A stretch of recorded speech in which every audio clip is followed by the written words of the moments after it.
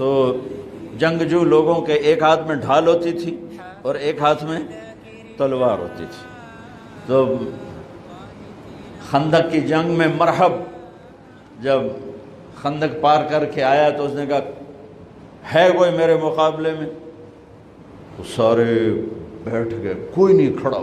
حضرت علی کھڑے ہوئے، یا رسول اللہ انا لہو، میں جاؤں گا. میرے نبی جیسی شخصیت، علی جیسی شخصیت کو کہہ رہے ہیں بیٹھ جا، تجھے پتہ ہے یا امر ہے، یعنی تو اس کے ٹکر کا نہیں ہے، بیٹھ جا. بڑے بڑے نہیں کھڑے ہو رہے، تو بچہ ہے ابھی 23 سال عمر تھی. انہوں نے کہا کون ہے میرے مقابلے میں؟ پھر سب عمر جیسے شاہ سوار، زبیر جیسے، طلحہ جیسے.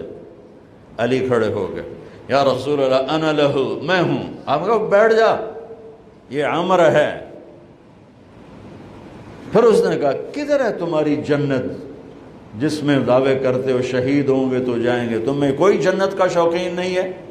پھر کوئی نہیں کھڑا ہوا. علی کھڑے ہو گئے، یا رسول اللہ انا لہو. واہ، امام المتقین، من کنت مولاہ فعلی مولا، جس کا میں مولا ہوں علی اس کا مولا ہے علیہ الصلاۃ والسلام. بیٹھ جائیے، عمر ہے. یا رسول اللہ، پہلے تو آپ بیٹھتے رہے، جب تیسری دفعہ آپ نے کہا بیٹھ جا، کہا اب نہیں بیٹھوں گا. وَإِنْ كَانَ عَمْرًا، عمر بھی ہے تو میں جاؤں گا. آپ نے کہا اچھا چل جاؤ. پھر آپ نے ان کے لیے دعا کی. اب ان کے ایک ہاتھ میں انا الذی صمتنی امی حیدرا کلیث غابات کریہ المنظرا اوفیہمی بالساء کیل السندرا. یہ شعر پڑھتے ہوئے جا رہے تھے. میں ہوں جس کا نام اس کی ماں نے حیدر رکھا ہے. حیدر شعر کو کہتے ہیں، شعر، اس لیے آپ کو حیدر کرار، کرار کہتے ہیں پلٹ پلٹ کے حملہ کرنے والا. تو آپ کا لقب تھا وہ شعر جو پلٹ پلٹ کے حملہ کرے اور سامنے کسی کو نہ چھوڑے. تو جب آپ پہنچے تو آپ بچے سے، وہ 100 لڑائیاں لڑ چکا تھا، تو کہنے لگا کون ہو؟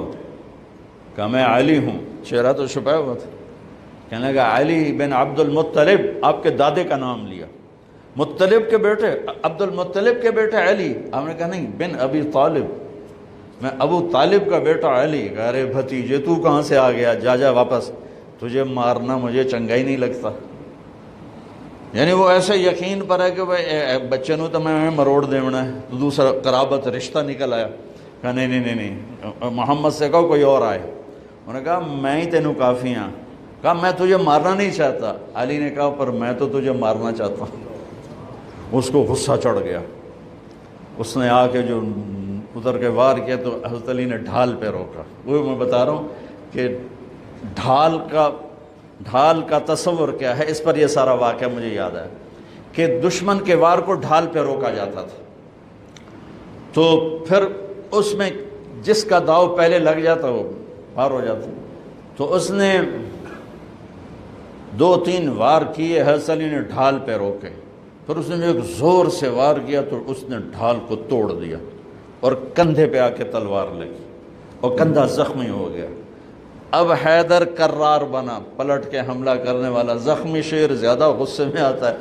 حضرت علی نے جو پلٹ کے اس پہ وار کیا تو اس نے ڈھال آگے کی.